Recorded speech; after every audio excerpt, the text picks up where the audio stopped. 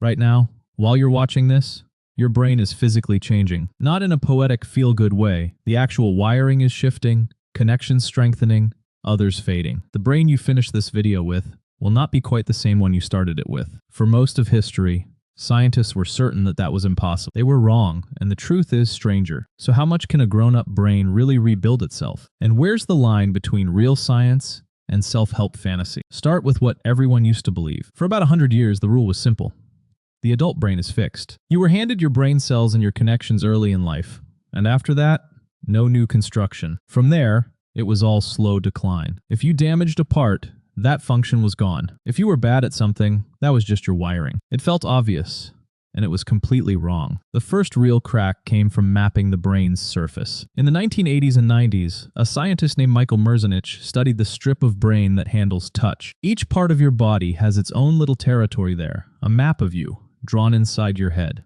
And Merzenich found the map was not carved in stone. Use one finger far more than the others, and its territory on the map grows. Lose a finger, and neighboring areas move in and take over the empty space. The map redraws itself in an adult brain based on how you use your body. Then came a result that looked almost like a miracle. A researcher named Edward Taub asked a hard question about stroke. After a stroke, one arm often stops working, and patients are told it won't come back. Taub tried something bold. He restrained the good arm. That forced patients to use the damaged side over and over in intense daily practice. And function came back, even years after the stroke. The healthy parts of the brain were quietly learning to do the job the damaged part could no longer do. Not with a drug, but with relentless, structured use. Now for my favorite piece of evidence, taxi drivers. To drive a black cab in London, you have to master something called the knowledge. That means memorizing the city's tangle of thousands of streets by heart. It takes years, and it is brutal.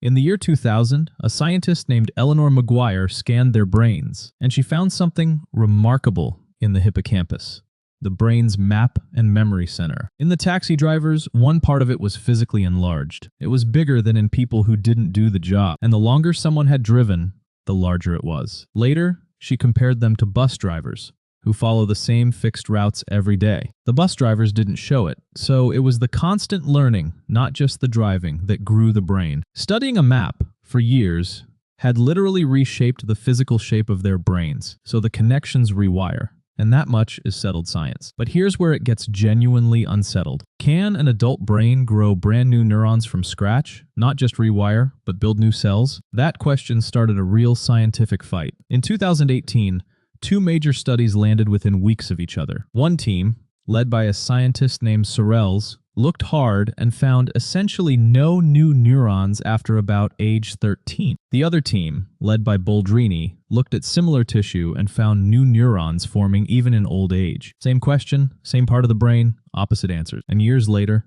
that argument still isn't fully settled. We are literally still not sure whether your brain makes new cells as an adult. So let's separate the science from the sales pitch. Neuroplasticity is real, and it's powerful. And that part is rock solid. But it is not the magic the internet sells. You cannot rewire your brain in a weekend with one trick. Every real example here took enormous, repeated effort, years of study, grueling daily therapy.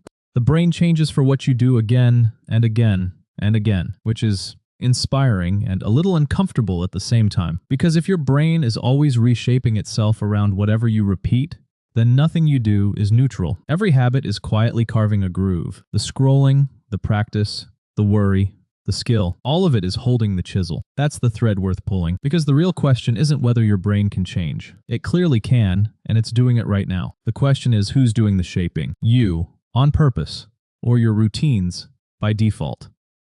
Most of us let the routines hold the chisel, but you don't have to. Every rep, every page, every choice you repeat is a vote for the brain you're building. The wiring will change no matter what. The only question is whether you get a say in it. Your brain is not a finished thing. It's a construction site that never closes, and you are on the crew whether you notice it or not. So the next time you repeat something, anything, remember, you're not just doing it. You're becoming a little more the kind of person who does. That's the quiet power of a plastic brain, and where it goes next is up to you. That's the story we'll open up next time. Thanks for watching Brainstorm Bob. If this made you think, Hit subscribe for more curiosity, ideas, and real answers. See you in the next one.